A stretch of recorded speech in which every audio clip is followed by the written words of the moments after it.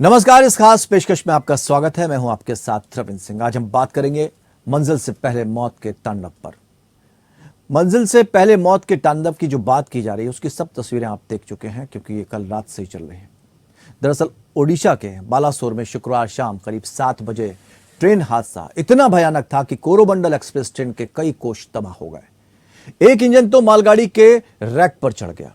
टक्कर इतनी भीषण थी कि खिड़कियों के कांच के टुकड़े बिखर गए और सैकड़ों लोग बाहर जाकर गिरे। अंधेरा होने के कारण रोते बिलखते लोग अपनों को तलाशते रहे। चीखते हुए अपनों के जो भी सबूत मिल सकते थे उनको बटोरते दिखे। हालात ऐसे थे कि बोगियों में फंसे बच्चों और महिलाओं को कोच से बाहर निकालने के लिए सीढ़ी तक का सहारा लेना पड़ा। अभी भी संभावना है। खबर देखते हैं, उसके बाद चर्चा आगे बढ़ाते हैं।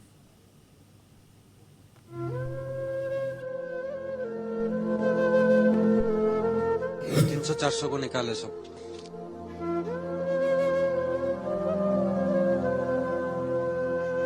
और अभी जो भी डेड बॉडीज है उनको हम लोग निकाल रहे हैं।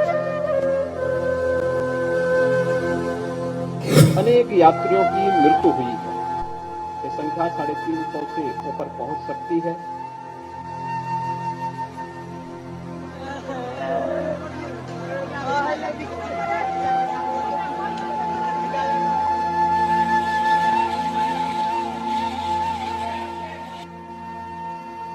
दो जून शाम के करीब 7 बजे जैसे देश में कहर बनकर टूटा। ये भयावह खौफनाक मंजर शायद ही किसी ने ऐसी घटना देखी या सुनी होगी। दरअसल उड़ीसा के बालासोर जिले के पास शुक्रवार की शाम भीषण ट्रेन हादसा हुआ और जिसकी चपेट में 3 ट्रेनें आई हैं। मीडिया रिपोर्ट्स में दावा किया जा रहा है कि सबसे पहले हावड़ा चेन्नई कोरोमंडल एक्सप्रेस की मालगाड़ी से टक्कर हुई। इसके बाद पटरी से उतरे डिब्बों से दूसरी ओर से आ रही यशवंतपुर हावड़ा सुपरफास्ट रेलगाड़ी टकरा गई। ये हादसा बालासोर के पास बाहानगा बाजार स्टेशन के नजदीक हुआ। यह आधुनिक भारत में सबसे बड़ा ट्रेन हादसा है, जहां एक नहीं, दो नहीं, 3 ट्रेनें आपस में भिड़ गईं। भिड़ी क्या, कहिए तहस नहस हो गईं। ये मंजर देखिए, आपकी रूह कांप जाएगी।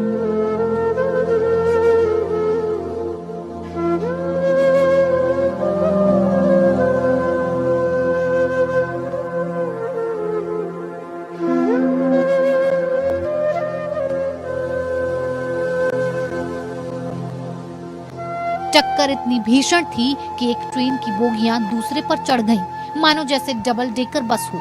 तो सोचिए, लोहे की बनी ट्रेन के डिब्बे का ये हाल, तो अंदर बैठे लोगों का क्या हाल हुआ होगा।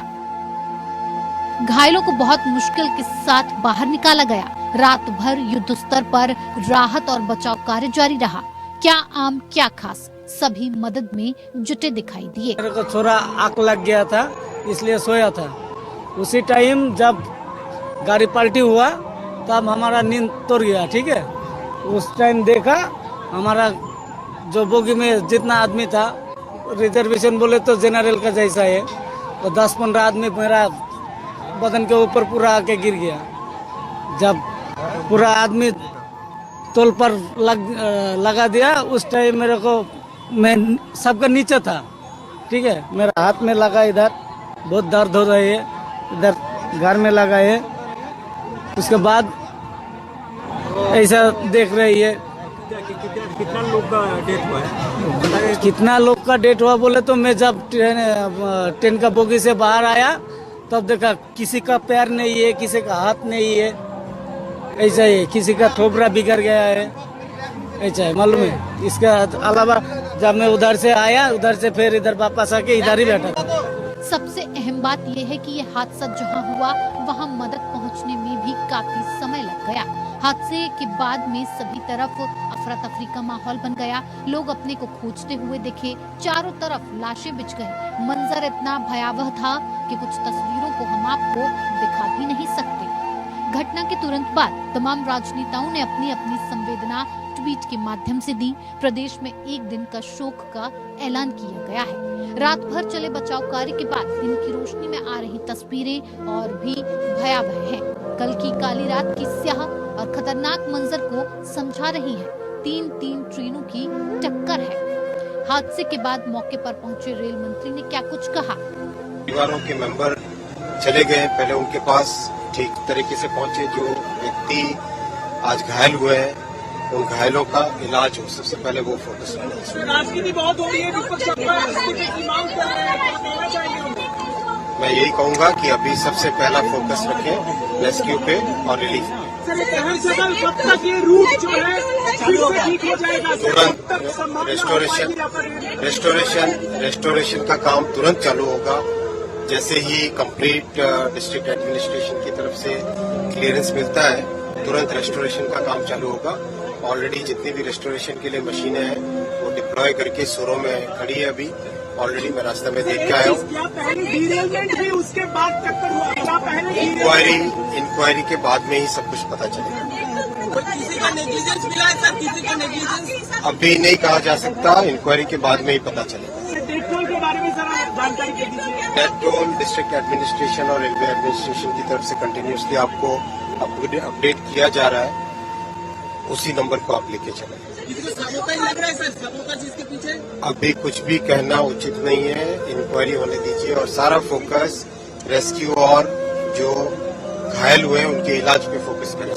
अभी क्या देखें, अभी भी कितने लोग फंसे हो सकते हैं? जानकारी आपको मिली है? अधिकारियों ने क्या दी? सब सारा का सारा फोकस मैंने कहा जैसे आपसे रेस्क्यू और इलाज पे ध्यान दिया जाए, रेस्टोरेशन पे ध्यान दिया जाए। लेकिन सवाल भी अब उठने लगे हैं कि ये मौतें क्यों होती हैं? कोई तो जिम्मेदारी ले।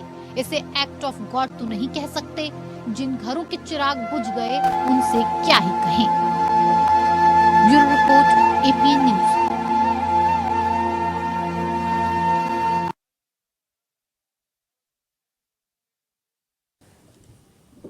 तो मंजिल से पहले मौत का तांडव, जो हादसे की तस्वीरें हैं वो इतनी भयावह हैं कि रूह कपा देने वाले हैं।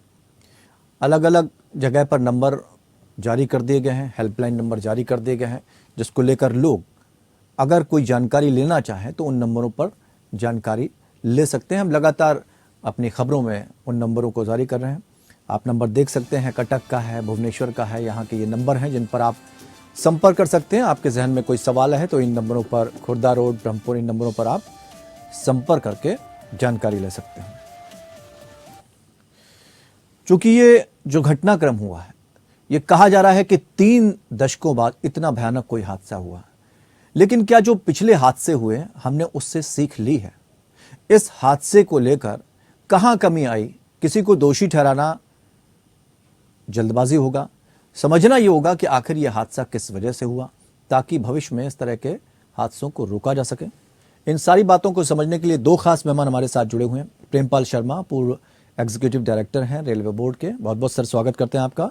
और शिव गोपाल मिश्रा हैं, महासचिव ऑल इंडिया रेलवे फेडरेशन के, आप दोनों का बहुत बहुत स्वागत करते हैं। प्रेमपाल जी, आपसे थोड़ा समझना चाहेंगे, पहली प्रतिक्रिया आपकी चाहेंगे और इसके साथ साथ ये भी समझना चाहेंगे कि कहाँ चूक मानी जा रही है, क्या कुछ गड़बड़ी आई जिस वजह से इतना बड़ा हादसा हुआ? पहले तो मेरी संवेदनाएं आपकी तरह, रेल मंत्री जी की तरह, प्रधानमंत्री जी की तरह, पूरे जो भी हादसा हुआ जी। और एक तुरंत मेरे अंदर एक ख्याल ये आया कि पिछले दिनों से हमारी सेफ्टी का रिकॉर्ड बहुत अच्छा चल रहा था जी। मैं आपको, ये कोई बड़ा क्लेम करने वाली बात नहीं है। हाँ, नहीं, इसका जिक्र भी किया गया है। तसल्ली दे रही थी बात की, हाँ। रेल के हादसे कम हो रहे हैं जी, और मतलब होना भी चाहिए। और लेकिन अचानक ही इतना बड़ा हादसा जिसने कई दशकों के बाद इतनी बुरी खबर सुनने को मिल रही है, ठीक बात। कैसे हुआ, क्या कारण है, जी। अभी उस पर जल्दबाजी होगी अनुमान लगाना, क्योंकि किसी भी इंक्वायरी को पर प्रभावित कर सकती है। लेकिन रेलवे सेफ्टी, और ये सिर्फ आपके रिपोर्टर या दूसरों की सूचना या न्यूज के लिए नहीं, खुद हमारे रेलवे के इम्प्रूवमेंट करने के लिए हमें जानना जरूरी है कि इतनी सारे कदम उठाने के बाद रेलवे सेफ्टी पर कि अचानक ऐसा हुआ तो क्यों हुआ। ठीक बात है प्रेमपाल जी, हम भी किसी को दोषी नहीं ठहरा, इसीलिए हमने पहले कहा कि यहाँ पर दोष मढ़ने की बात नहीं है। यहाँ पर तो हमें ये समझना होगा कि इतना हाईटेक होने के बाद भी चूक कहाँ हो गई, कमी कहाँ रह गई। हाँ, मैं बस वही थोड़ा सा अगर आप मुझे समझ लें जी। इसमें प्रश्न हाईटेक का, जैसे हमने पिछले दिनों कवच की शुरुआत की है, वो सिस्टम एक जीपीएस और वाईफाई, नई टेक्नोलॉजी उसके आधार पर है, लेकिन वो सामने से आने वाली रेल उनके लिए ज्यादा कारगर है। ठीक है। ट्रैक वाली चीजों पर अभी उस पर काम चल रहा है, रिसर्च जारी है और कितनी ट्रेनों में वो लग चुका है अभी इसके बारे में मैं भी नहीं कह सकता क्योंकि मैं रिटायर हो चुका हूँ। ये एक पक्ष है। दूसरा पक्ष जो हादसे के बारे में, जैसा कि आपने प्रश्न उठाया कि कुछ हादसे होते हैं कि जो रेल की पटरियों की कमजोरी की वजह से, पुल टूटने से या दूसरे कारणों से होते हैं। अभी इस बारे में नहीं कुछ कह सकते और तसल्ली की बात यह है, तसल्ली तो नहीं कह सकते कि जो सारी राज्य सरकारें सामने आई हैं, केंद्र सरकार की सारी आर्मी, डॉक्टर, रेलवे का पूरा सिस्टम, ये सभी मिलकर कर रहे हैं और जो खबरें आ रही हैं आपके चैनलों से कि उसमें ठीक ठीक प्रगति हो रही है। ईश्वर से प्रार्थना यही कि जो घायल हैं उनमें से जितना को बचाया जा सकता हो वह बहुत बड़ी बात होगी। ये पूरे देश के लिए एक शोक का समय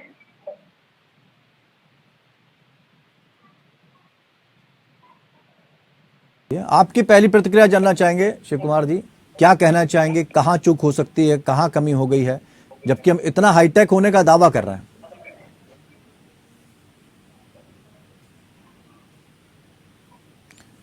शिव गोपाल जी, आवाज पहुंच रही है आप तक?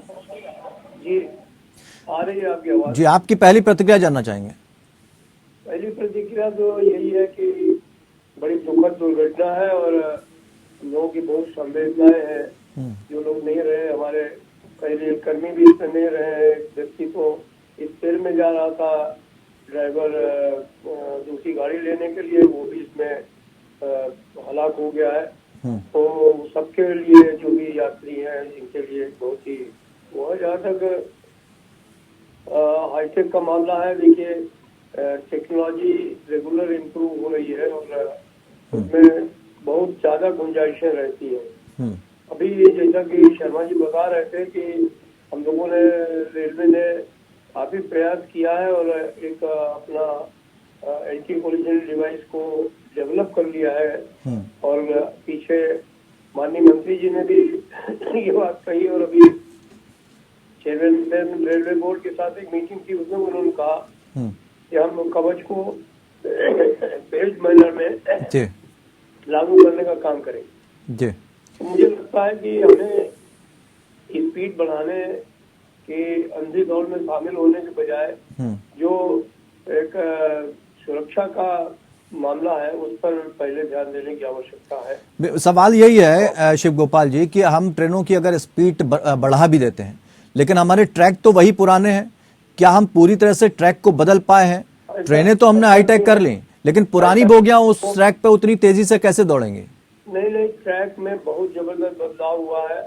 आपको याद होगा जब नीतीश जी रेल मंत्री थे, अटल जी उस समय देश के प्रधानमंत्री थे, तो 17,160 करोड़ रुपए जो है वो रेलों के जो है वो उन्नयन के लिए, अपग्रेडेशन के लिए दिया गया। और बाद में उसी की वजह है कि पटरियों में लॉन्ग वेल्डेड रेल आई, जो है वो जो हमारी हल्की रेलें होती थी उनको बढ़ा करके कहीं कहीं पर तो जो है वो 90 से तो कम कहीं है ही नहीं, 90 एलबीएस के। लेकिन वर्तमान में इस तरह की भी जो जानकारियां सामने आई हैं कि जो वंदे भारत एक्सप्रेस ट्रेन चल रही है उसकी जो गति होनी चाहिए वो अपनी गति से कम चल रही है, उतनी गति में नहीं चल रही, लगभग 65 किलोमीटर 70 किलोमीटर प्रति घंटे की रफ्तार से चल रही है। अभी जो इसमें एक्सीडेंट का तो क्या हुआ है ये तो इंक्वायरी के बाद ही सामने आएगा, लेकिन ये तो निश्चित है कि इसमें कोई न कोई टेक्नोलॉजिकल फेलियर ही सामने आने वाला है। क्योंकि अचानक में ट्रैक चेंज हो जाना, बट ये जो मेन लाइन से गाड़ी गुजरने वाली है वो लूप लाइन पे चले जाना, ये साधारण बातें नहीं है। इसमें निश्चित तौर पर कहीं कहीं कोई न कोई टेक्नोलॉजिकल फेलियर आएगा सामने और उसके लिए हम समझते हैं कि रेलवे को कमर कस के तैयार होना पड़ेगा। वर्तमान रेल मंत्री प्रोफेशनली इसके लिए मन भी बनाए हुए हैं, बस पैसे की एक समस्या है। मैं समझता हूं कि उसको भारत सरकार सोचेगी और पैसे की समस्या, मुझे तो लगता है कि पैसे की तो उतनी समस्या कोई यहाँ पर नहीं आ रही है, लेकिन जो जिंदगी चली गई वो तो वापस नहीं लौटनी। प्रेमपाल जी, हम थोड़ा ये समझना चाहेंगे कि जब कोई भी ट्रेन जाती है तो उससे पहले एक वहां से इंजन गुजरता है जो पटरियों को जांचता हुआ वहां से निकलता है। ऐसी कोई घटनाक्रम यहाँ नहीं हुआ है। और चूंकि हाईटेक की हम इसलिए बात करते हैं कि अब तो सिग्नल के जरिए सारी चीजें ड्राइवर को पता लग जाती हैं कि अगर 200 मीटर या 500 मीटर की दूरी पर कोई ट्रेन खड़ी हुई है तो सिग्नल से भी इस बात की जानकारी हो जाती है। दूसरी बात यह आती है कि गार्ड है, ड्राइवर है, दोनों संपर्क कर लेते हैं, उन तक जानकारी पहुंच जाती है। अब तो वॉकी टॉकी है उन लोगों के पास। उसके बावजूद अगर ये घटनाक्रम सामने आता है तो यहाँ किसकी बड़ी चूक मानी जा रही है? हाँ नहीं, आपने जो बात कही है कि वो इंजन आगे जो है ये बहुत पुरानी बातें हैं। अब ऐसा नहीं, अब तो पिछले दिनों अगर मान लो मैं कवच की बात करूं तो उससे जो जीपीएस सिस्टम से सामने से कुछ चीज आ रही है तो वो ऑटोमेटिकली आपके पास में ब्रेक लग जाएंगे जी। अब इस वाले उसमें मैकेनिकल फेलियर अचानक हुआ या ट्रेन की पटरी पर कुछ ऐसी चीज हुई और उसी दुर्भाग्य से उसी समय दूसरी ट्रेन वहां से गुजर रही, ये सब सारी बातें मिलकर मुझे लगता है कि शायद ये सूचना भविष्य के लिए बड़ी काम की होगी अगर ये तथ्य सामने आए तो। लेकिन हमें प्रेमपाल जी ये भी समझना होगा कि ठीक है तकनीकी बहुत बढ़ रही है, लेकिन पूरी तरह से तकनीकी पर ही निर्भर हो जाए तो ये भी तो एक बड़ी भूल कर सकते हैं हम, ये एक बड़ी लापरवाही के रूप में सामने आ सकती है। और सूचना तो स्टेशन मास्टर आदान प्रदान करता है, पहले तो हालांकि केबिन मैन हुआ करते थे, अब तो केबिन मैन हटा दिए गए हैं। ये वाली बात आपकी बात सही है कि मनुष्य की अहमियत तो रहेगी चाहे टेक्नोलॉजी कितनी भी आगे हो जाए, और उसके लिए भी शायद हमें सजग रहना होगा अपने स्टाफ को और उनको इन सारी चुनौतियों के लिए। अब उसके लिए कैसे कदम उठाए जाएं, कैसी ट्रेनिंग की जाए, सुरक्षा का तो ध्यान रखना ही होगा। और जो आपकी बात है कि हम कुछ नई स्पीड की ट्रेनें शुरू कर रहे हैं तो उसके लिए जमीन पर भी हमें देखना होगा कि हमारी जो रेलवे लाइन और दूसरी चीजें होमवर्क कितना पूरी तगड़ा व्यवस्था का मामला है। और उम्मीद है कि ईश्वर न करे कि भविष्य में कोई ऐसा हादसा हो और किसी के घर सूने हो जाए। शिव गोपाल जी, एक बीच में कई ऐसी खबरें सामने आई थी कि तालमेल के साथ काम नहीं होता। जो लोग ट्रैक पर काम करते हैं वो या तो ड्यूटीज पर जाते नहीं हैं या अपने ऑफिसर्स की बात नहीं मानते हैं, जिस वजह से जिस तरह से जांच होनी चाहिए वो जांच नहीं हो पाती है। ट्रैक के लिए जिन लोगों को निकलना है जांच के लिए वो निकल नहीं पाते हैं। वो तालमेल की घटनाओं, वो तालमेल ना होने की वजह से अक्सर इस तरह की घटनाएं हो जाती हैं कि साहब हम तो ऑर्डर नहीं मानेंगे, हम तो नहीं जाएंगे, या छुट्टी मना ली। रविंद्र जी, मैं बहुत विनम्रता के साथ आपसे एक बात कहना चाहूंगा। आप हमारे पास आंकड़े हैं कि हर वर्ष करीब 400 से 500 के बीच में रेल कर्मचारी दुर्घटनाग्रस्त हो जाते हैं काम करते हुए, और उनमें सबसे ज्यादा संख्या जो है वो हमारे ट्रैकमैन के, टीमैन की, मेट की होती है। तो अगर वो लाइन पे नहीं जाते तो ये दुर्घटनाएं क्यों होती, लोग मरते क्यों। दूसरी बात यह है कि अगर वो जो शेड्यूल्स है उनका फॉलो नहीं करते तो फिर ये गाड़ियां चलती कैसे। तो ये एक तरीके से एक भ्रामक है, मैं तो ये कहूंगा कि लोग बात नहीं मानते हैं, कुछ नहीं मानते, तो एक आध बातें ऐसी हो सकती हैं। अदरवाइज रेलवे में जो मेंटेनेंस से जुड़े हुए लोग हैं, ऑपरेशन से जुड़े हुए लोग हैं, वो अपनी ड्यूटी को अगर सही तरीके से अंजाम नहीं देंगे तो गाड़ियां बिल्कुल खड़ी हो जाएगी और उनको काम करना ही पड़ेगा। They are bound to work. तो इसलिए वो कोई समस्या नहीं है। समस्या ये जरूर है कि हम टेक्नोलॉजी को बिल्कुल नकार नहीं सकते। आज के समय में विश्व में भी जहाँ भी ट्रेनें बेहतर चल रही हैं वो टेक्नोलॉजी के सहारे चल रही है। ठीक है। और जो हमारे देश में भी टेक्नोलॉजी का इम्प्रूवमेंट करने की कोशिश की जा रही है वो इसीलिए किया जा रहा है कि दुर्घटनाएं कम से कम हो। जैसा भी शर्मा जी ने बताया कि इस वर्ष में हम लोग बड़े अच्छे आंकड़े के साथ में जा रहे थे, लेकिन ईश्वर को नहीं मंजूर है। एक इतनी बड़ी दुर्घटना हो गई कि सारा जो किया गया है वो बेकार हो गया।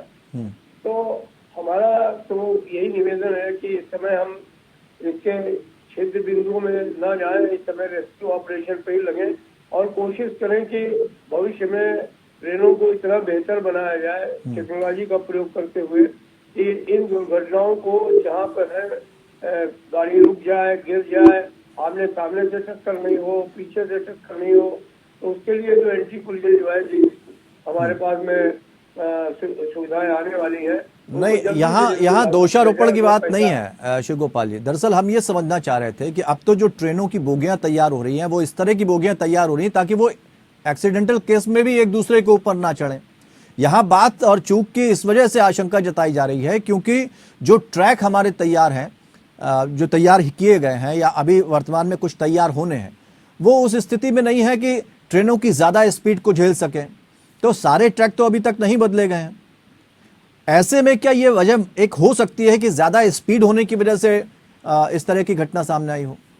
हमको उस पर भी होमवर्क करना चाहिए। बात नहीं है, इसमें निश्चित तौर पर कोई ट्रैक सर्किटिंग फेलियर हुआ है जिसकी वजह से ये गाड़ी पीछे गई है। और लोग कहते हैं कि इसमें कोई सबोटेज हो सकता है। मुझे नहीं लगता है कि सबोटेज की बात हो सकती है। निश्चित तौर पर कोई इसमें जब उसे तो मैं नहीं कर सकता हूँ यहाँ बैठ करके, लेकिन जब इंक्वायरी होगी तो कोई ना कोई इसमें तकनीकी कारण ही सामने आएगा। जहाँ तक हमारे बोगीज की बात है, रेलवे कोचेज में काफी कुशल हो गया है। इधर कई दुर्घटनाएं हुई और किसी को इंजरी भी नहीं हुई। मैं खुद एक बार एक गाड़ी में सफर कर रहा था, चेयरमैन रेलवे बोर्ड भी थे, बहुत सारे अधिकारी भी थे उसमें, और पूरी की पूरी कांग्रेस पार्टी थी उत्तर प्रदेश की, लखनऊ मेल में। उसका एक्सीडेंट हो गया था, किसी को खरोच भी नहीं आई, जबकि पटरियां कैंची बन गई थी, जैसे कैंची होती है उससे सीट बन गई थी, लेकिन किसी को खरोच भी नहीं आई। तो ये जो LHV कोचेज हैं वो काफी इस तरीके से बन गए हैं कि इनमें नहीं होता, लेकिन ये दुर्घटना ही ऐसी है कि इंजन जो है वो मालगाड़ी के डिब्बों पर चढ़ जा रहा है। ठीक बात है। शिव गोपाल जी, बहुत बहुत शुक्रिया। प्रेम जी, आपका भी बहुत बहुत शुक्रिया, आपने जो हमें जानकारी दी। और चूंकि हमने ये चर्चा इसलिए की कि ताकि हम तकनीक रूप से आगे बढ़ रहे हैं, लेकिन कुछ जो कमियां आ रही हैं वो कहां पर कमी आई है। चूंकि जांच का विषय है, अभी जांच चल रही है, ऐसे में ये देखना होगा कि किससे चूक हुई, कहां पर चूक हुई और उसके खिलाफ कार्रवाई होगी। बहुत सारे हादसे जो है अगर इस दौर में देखे जाएं तो वो हादसे जिस तरह से एक के बाद एक देखने को मिला करते थे, अब काफ़ी चीज़ें संभाल ली गई हैं। रेलवे लगातार प्रोग्रेस पर है, इसलिए किसी पर दोषारोपण करना ठीक नहीं है। हम आगे भविष्य में इस तरह के हादसों को रोक सकें, इस तरफ हमारी निगाह होनी चाहिए, नज़र होनी चाहिए, हमारी दूरदर्शिता होनी चाहिए। अब देखना यह है कि समय के साथ पता लगेगा कि चूक कहाँ पर हुई। फिलहाल इतना ही। नमस्कार।